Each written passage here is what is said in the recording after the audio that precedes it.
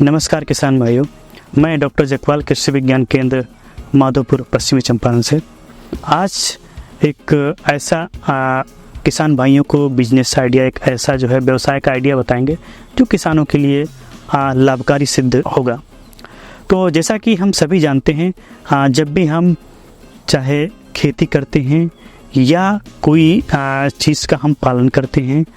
व्यवसाय करते हैं, पालन करते हैं, तो उसमें क्या है कि सबसे जो महत्वपूर्ण चीज़ है वो है बीज। तो उस बीज को हम कैसे उत्पादन करेंगे उसके बारे में हम कुछ बताना चाहेंगे आप सभी किसानों बंधुओं को।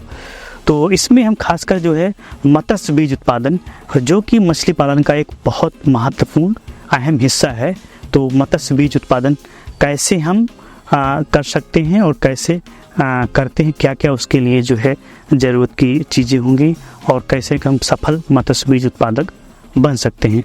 तो इसके लिए सर्वप्रथम ये है कि जब भी हम मत्स्य पालन के क्षेत्र में आते हैं तो जो बीज ज़्यादातर किसान भाई क्या होते हैं कि दूसरे जगहों से लेके आते हैं। आमतौर पे जो हैचरी होती है, कभी कभी वो प्रमाणित हैचरी नहीं होती है और उत्तम क्वालिटी का उन्हें जो है उत्तम गुणवत्ता का बीज प्राप्त नहीं होता, जिसकी वजह से उनको जो है जो मत्स्य पैदावार है वो अच्छी नहीं होती है।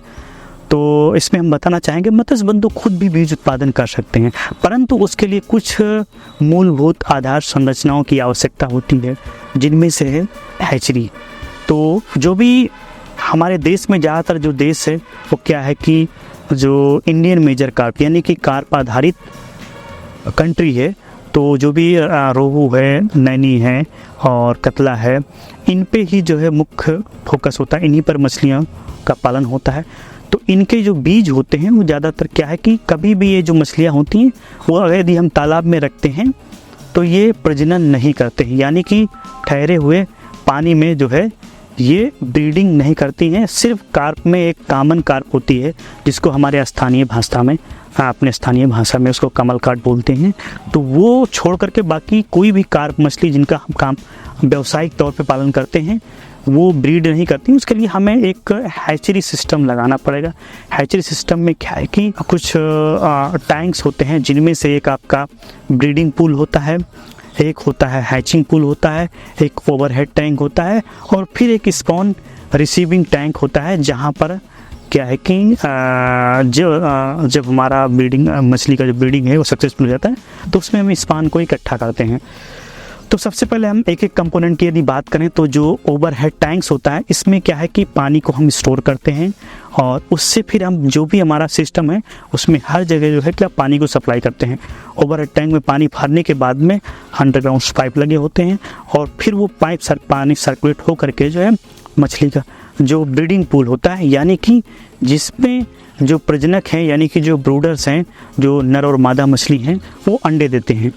तो उसमें पानी आएगा और सब हम स्टार्ट करने के बाद पानी उसमें भर देंगे। भरने के बाद में हमारे पास जो ब्रूडर्स हैं यानी कि जो रोहू, भाकुर, नैनी जिनके भी हैं ब्रूडर्स हैं, उनको हमें पहले से तैयार करके मैच्योर या जो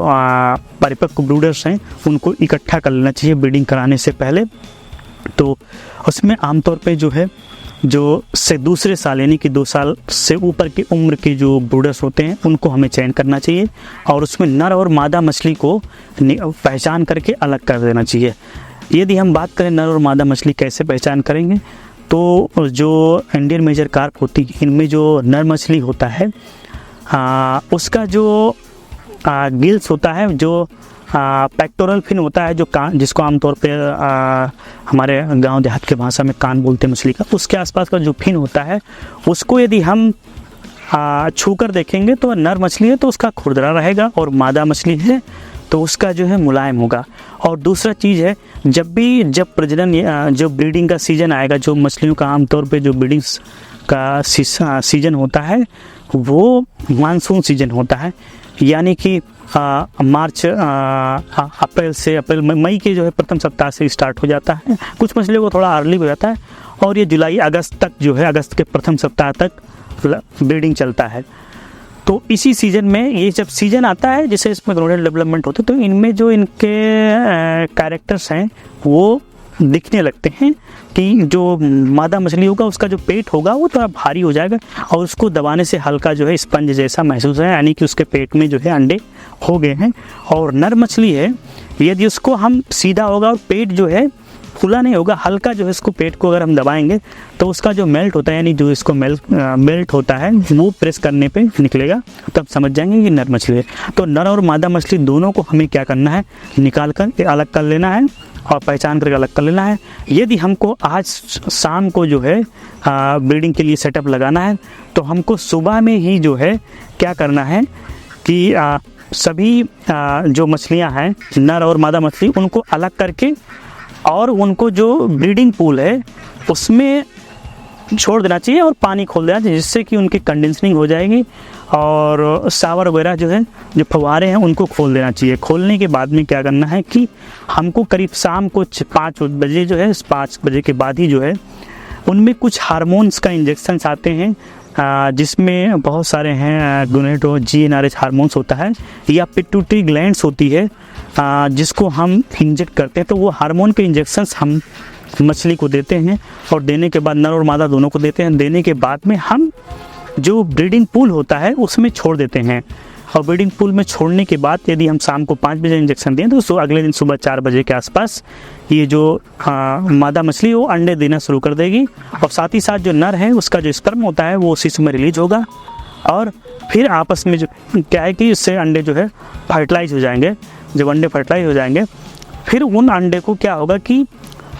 जो हैचरी का जो आउटलेट होता है, जो सेंटर में एक करीब 1.5 यानी 1.5 फीट का पाइप होता है बीच में जो ब्रीडिंग पूल होता है, और उसी से अंडे जो क्या है कि ऊपर से जो है निकल करके और बाहर जो आउटलेट का पाइप होता है उससे जो स्पॉन कलेक्शन या एग कलेक्शन चैम्बर होता है वहाँ पे आता है और वहाँ पर हम किसी सूती के कपड़े से छानने के बाद में फिर हम जो हैचिंग पूल होता है यानी कि जहाँ पर अंडों का इंक्यूबेशन होता है उसमें डालते हैं। हैचिंग पूल में पानी जो है रोटेट करता रहता है जिसकी वजह से अंडे रोटेट करते हैं और करीब जो है 18 से 24 घंटे बाद अंडे जो है फूटना शुरू हो जाते हैं और उनसे स्पॉन निकलने लगता है और फिर उस स्पॉन को हम जो है क्या है कि करीब 3 दिन तक उसी टैंक पर रखते हैं जिससे कि वो जो है उसमें टाइट हो जाए और हेल्दी हो जाए। वो पानी की जब अपोजिट डायरेक्शन यानी कि पानी यदि ऐसे घूम रहा है और वो उल्टा घूमने लगे तब समझ जाइए कि आपका जो स्पॉन है वो रेडी हो गया। अब उसको हम नर्सरी तालाब में जो है संचयन करने योग्य हो गया है और फिर वहीं पर हम उसको जो है स्पॉन से फ्राई से फिंगरलिंग्स, जो कि फिंगरलिंग हम अपने ग्रो आउट तालाब होता है उसमें पालन करें तो उसमें कर सकते हैं। तो ये एक था ब्रीडिंग का प्रोसेस कि कैसे हम ब्रीडिंग करवा सकते हैं। कुछ चीज़ें और मैं बताना चाहूँगा कि जो भी हमारे टैंक्स होते हैं उनमें क्या होता है पानी घूमता रहता है, पानी जैसे नदियों में घूमता है उसी तरीके से उसमें नोजल ऐसा सेट करते हैं जिसकी वजह से पानी घूमता है और फिर क्या होता है कि उसमें एक करंट उत्पन्न होती है, यानी करंट उत्पन्न है कि पानी का बहाव होता है, क्योंकि ये भी जो भी मछलियाँ होती हैं ये वास्तविक रूप में जो है क्या है कि नदियों में भी प्रजनन करती हैं और बारिश होती है उस समय प्रजनन। तो वैसा ही सेम कंडीशन हम टैंक में पानी को घुमाते हैं जो हैचिंग पूल होता है और ब्रीडिंग पूल होता है, तो मछलियों को मीन्स आभास होता है कि हम नदी में हैं और साथ ही साथ हम शावर देते हैं यानी फव्वारा देते हैं जिससे मछलियों को जो है फील होता है कि बारिश हो रही है। तो एक आर्टिफिशियल कंडीशन में हम उनको ब्रीड करवाते हैं। तो इस प्रकार से कृषक बंधु जो है एक हैचरी को तैयार कर सकते हैं। तो उसमें खासकर सीमेंटेड भी हैचरी बनाते हुए नहीं यदि कृषक बंधु, क्योंकि सीमेंटेड यदि हम बनाते हैं तो उसमें लगभग खर्चा हमारा शुरुआत में करीब 10 लाख 8 से 10 लाख आसपास आ सकता है, तो शुरुआत में उसमें खर्चे ज़्यादा आते हैं। परंतु यदि कृषक बंधु उतना वहन नहीं कर सकते हैं तो आजकल जो है सेंट्रल इंस्टीट्यूट केंद्रीय मीठा जल जीव पालन के द्वारा एक FRP base fibre reinforce plastic की जो है हैचरी भी बनाई गई है जो बड़ी आसानी से पोर्टेबल कार हैचरी है, उसमें भी जो है ब्रीड करा सकते हैं कृषक बंधु। तो वो भी एक अच्छा अल्टरनेटिव, उसमें बहुत ज़्यादा खर्चा नहीं है, करीब 2.5 से 3 लाख मैक्सिमम खर्चा आएगा और उससे भी जो है काफ़ी उत्पादन कृषक बंधु कर सकते हैं। तो इस प्रकार से ये जो बीज उत्पादन का एक व्यवसाय है बहुत अच्छा व्यवसाय है और कृषक बंधु इसमें एक अच्छी आमदनी कर सकते हैं। धन्यवाद।